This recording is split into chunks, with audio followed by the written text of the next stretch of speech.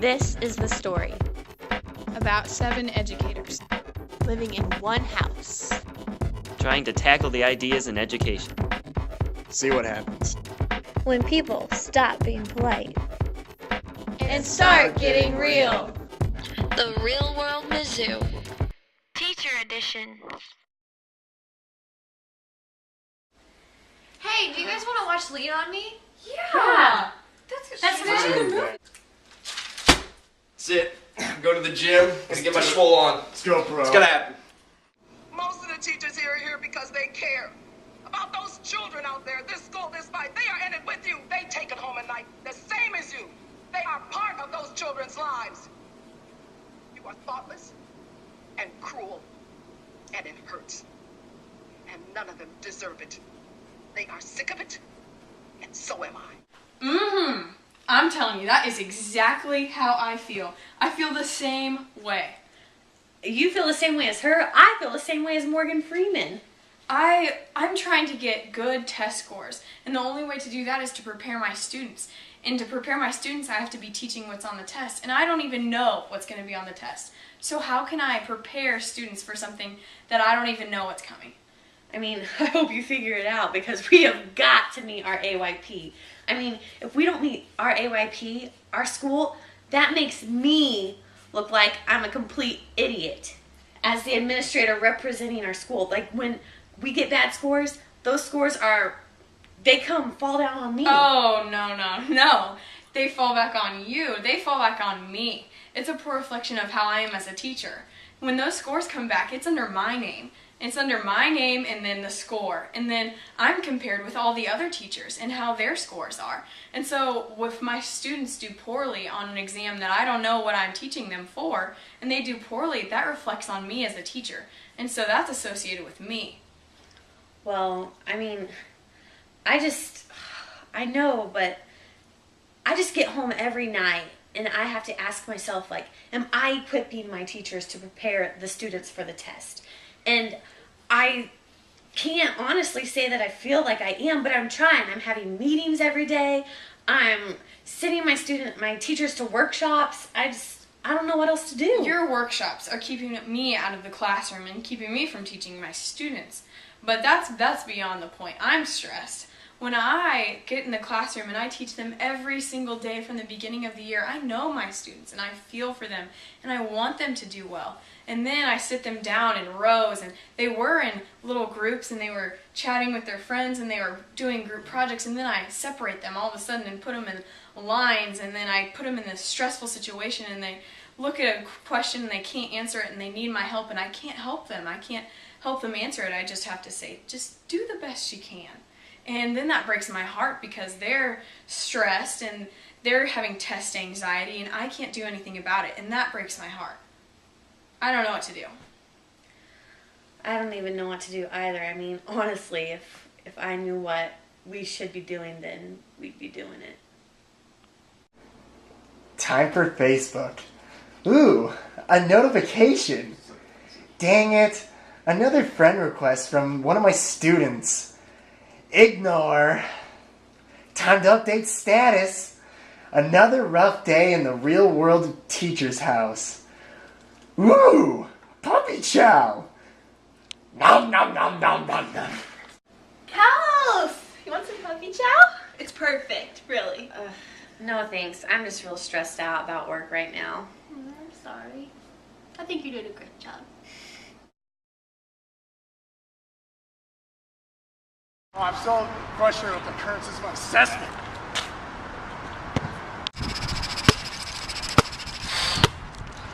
Yeah, man. Current teachers, their jobs are at risk. It's just not fair. I just wish there was another way to evaluate the teachers. Yeah, like, based on how many free throws you can make.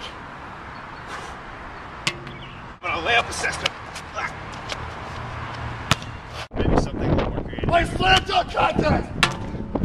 Or something with a little more cooperation. Alley-oop! Man, it's no wonder with these assessment standards that education's a dying field. Yeah, man, with these standards, I'd still be under a freaking child. I just don't know why assessment has to be so freaking hard, and like it just has to be so confusing where it hurts my head.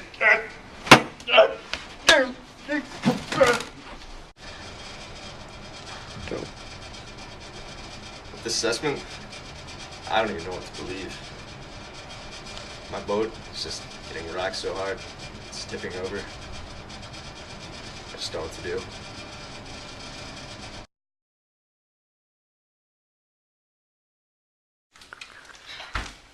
Hey, Kelsey, what are you doing? Oh, just admiring my puppy chow I just made. It's just really delicious. You want some? Sure.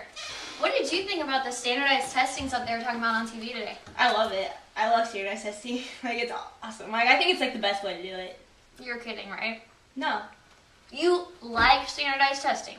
Yeah, I do. A lot. Like, as much as this puppy chow. Okay, actually. please explain.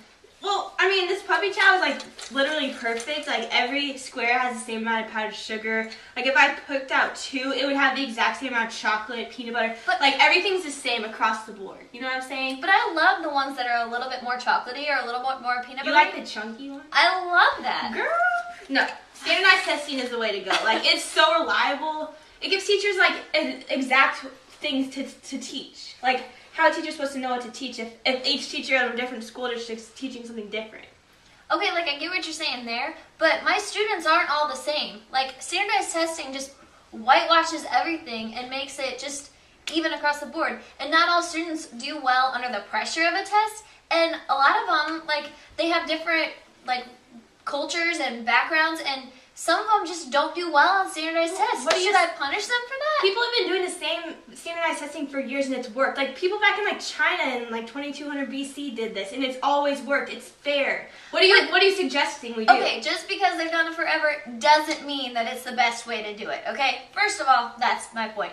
Second of all, okay, in my classroom, I make sure I use different methods of assessment in order to make sure that I can appeal to each student and so that they can succeed because if they are bad at standardized tests and that's what causes them not to pass, that's not fair because they could be super smart.